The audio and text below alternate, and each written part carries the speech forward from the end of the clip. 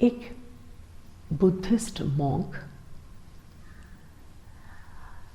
जिंदगी की बीच वाली अवस्था में उनको लगा जो बुद्ध की जो वाणी है ये पाली भाषा से जापानीज भाषा में ट्रांसलेट होनी चाहिए लोगों की भाले के लिए। लोग पढ़ेंगे, लोग जानेंगे, उनमें सुधार आएंगे। इसको करना ज़रूरी है, कठिन है। सारे एकत्रित करना, फिर उसको संकलित करना, ट्रांसलेशन करना, फिर इसको पब्लिश करना, समय, मेहनत, पैसा सब चाहिए इसको पब्लिश करने के लिए।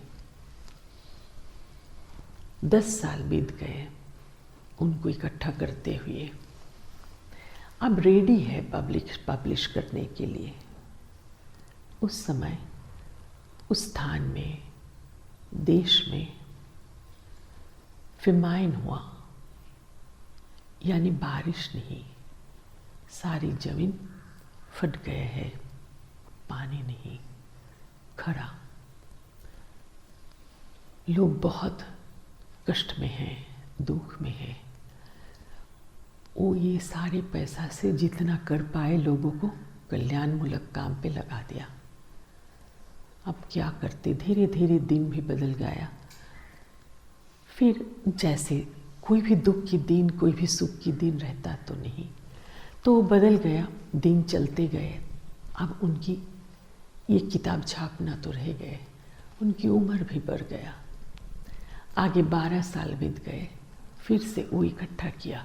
लक्ष्य में है ये काम करके जाना चाहिए, ये गुरु के काम करके जाना चाहिए, प्रसार होना चाहिए।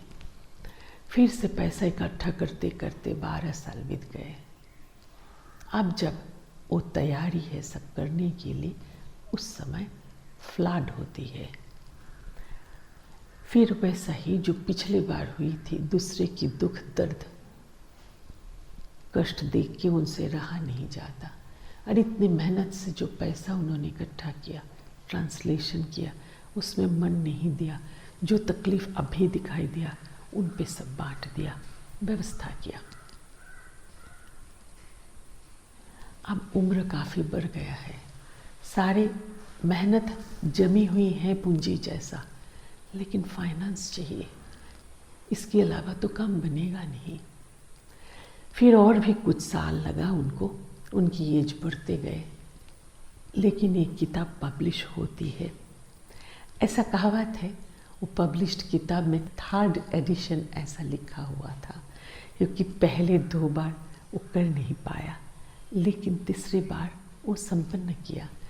तो ऐसे किताब में 3rd एडिशन लिखा, ऐसा स्टोरी में कहता है। यह है लक्ष्य।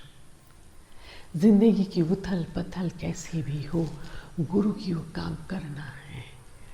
बाकी जैसे जब आया वो उनको छोड़ नहीं दिया। वो उसकी ह्यूमैनिटी रहा, उसकी दया रहा, उसकी उदारता रहा, उसकी प्रेम श्रद्धा सब रहा, लेकिन उनकी वीर्य, उनकी जो एफर्ट उसमें कम नहीं पड़ा, उनकी श्रद्धा में कम नहीं पड़ा। श्रद्धा ना हो तो वीर्य नहीं होता है। वीर्य क्या है? स्ट्रेंथ। स्ट्रेंथ तो भक्ति में होती है, शक्ति तो भक्ति में है, मुक्ति भी उससे ही होता है। मुक्ति किससे? तुम्हारी अहंग से, जिसकी कारण से तुम दुखी होते हो, जिसके कारण से तुम अशांति में रहते हो, उसकी नाम है अहंग।